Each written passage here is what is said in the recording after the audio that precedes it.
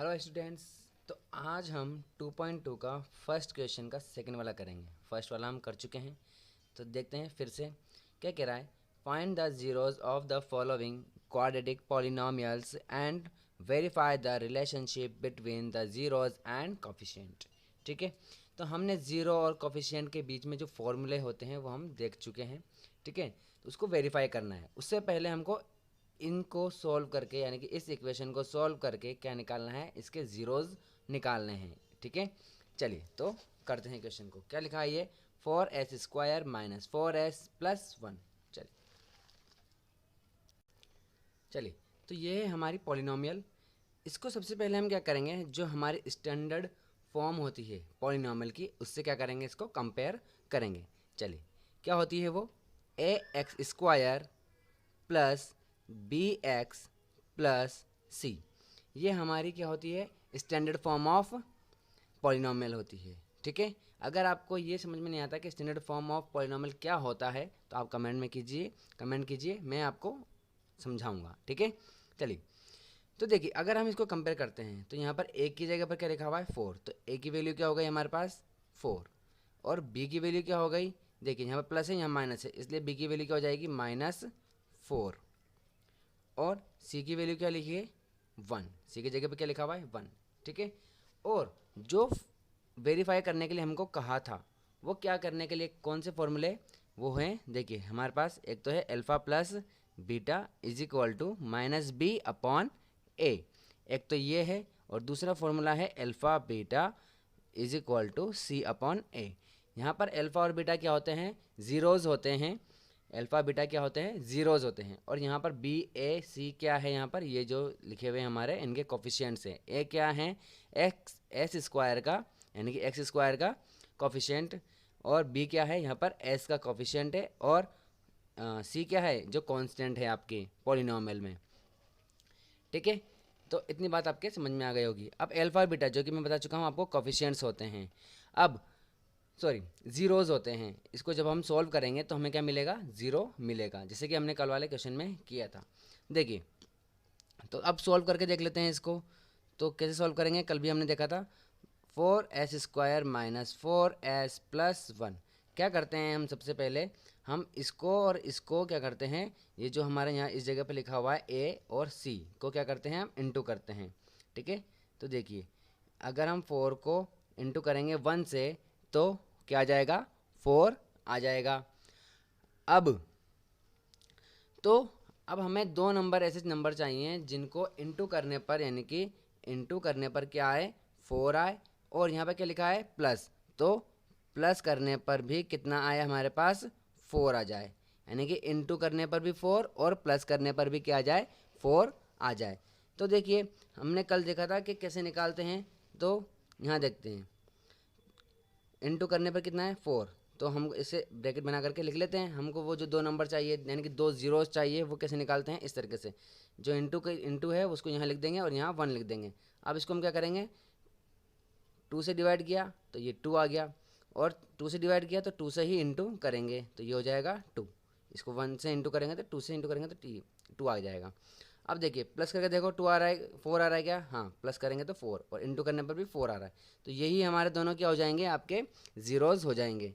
तो अब देखिए यहाँ पर इसको रख लेते हैं, तो ये 4, सो इसको हम फैक्टर भी बोल सकते हैं, ये हमारे फैक्टर्स हो गए। तो 4s², ये माइनस, यहाँ पर हम ब्रैकेट लगा देंगे, और ये +1। अब इस ब्रैकेट में क्या लिखेंगे हम, 2s, और प्लस करने पे है इसलिए प्लस लिखेंगे यहाँ पर 2s, तो ये प्लस 2s + 2s। अब 4s², ब्रैकेट खोलेंगे, बाहर माइनस है इसलिए अंदर के सारे साइन चेंज हो जाएंगे, जो प्लस है वो माइनस में, जो माइनस है वो प्लस में, दोनों ही प्लस के हैं, यही प्लस का यही प्लस का, दोनों क्या हो जाएंगे, माइनस के हो जाएंगे। तो ये -2s -2s+1। अब इनमें हम क्या करेंगे, कॉमन ले लेंगे। देखिए दोनों में 2 कॉमन आ रहा है, ये 2 लिख दिया यहाँ पर, दोनों में s भी है तो s यहाँ पर लिख दिया।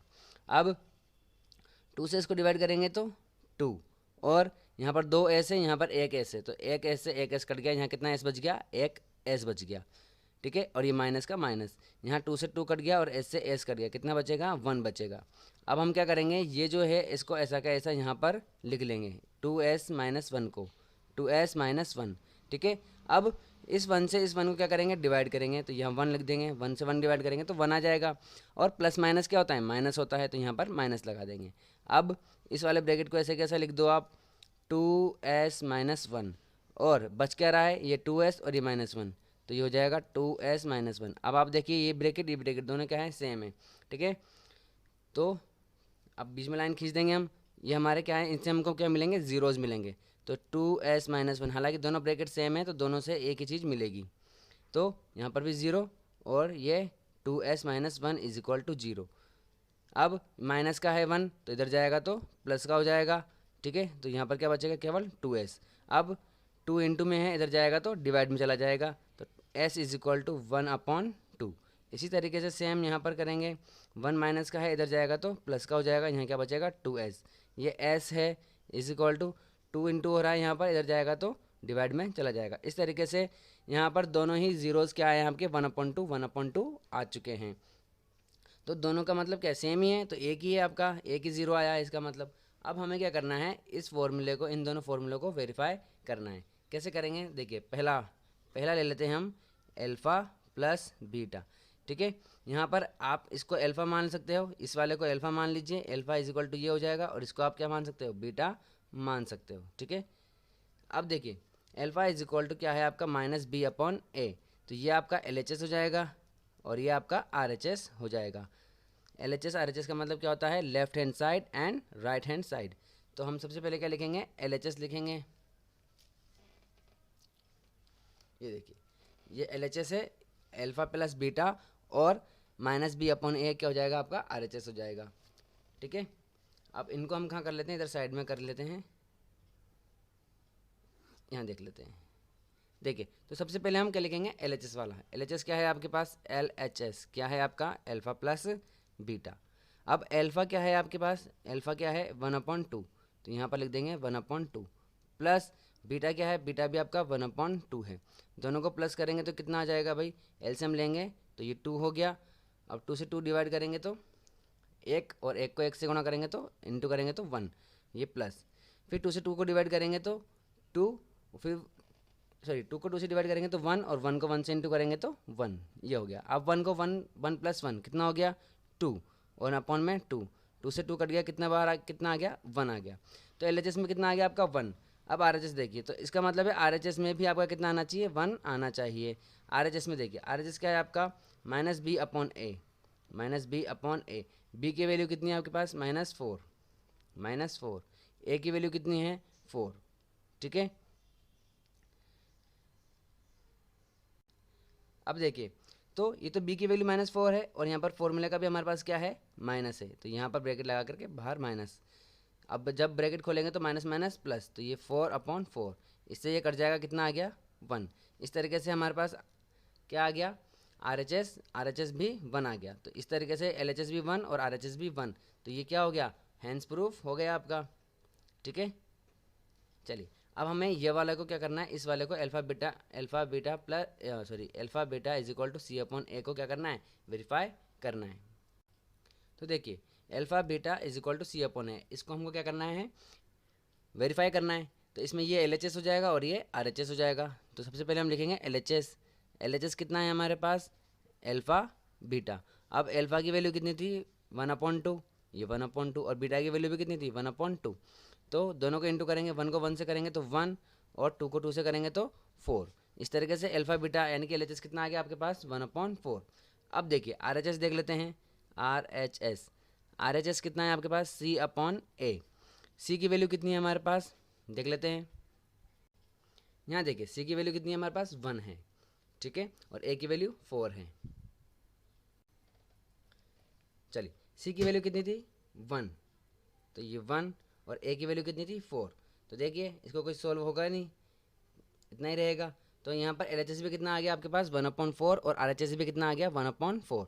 तो यहाँ पर आपका क्या हो गया, हैंड्स प्रूफ हो गया, ठीक है, यानी कि LHS is equal to RHS, ये आपका वेरीफाइड हो गया, ठीक है। तो ये आपका क्वेश्चन हो गया। आई होप आपको समझ में आया हो। अगर कोई भी डाउट हो तो आप कमेंट कर सकते हैं। Thank you.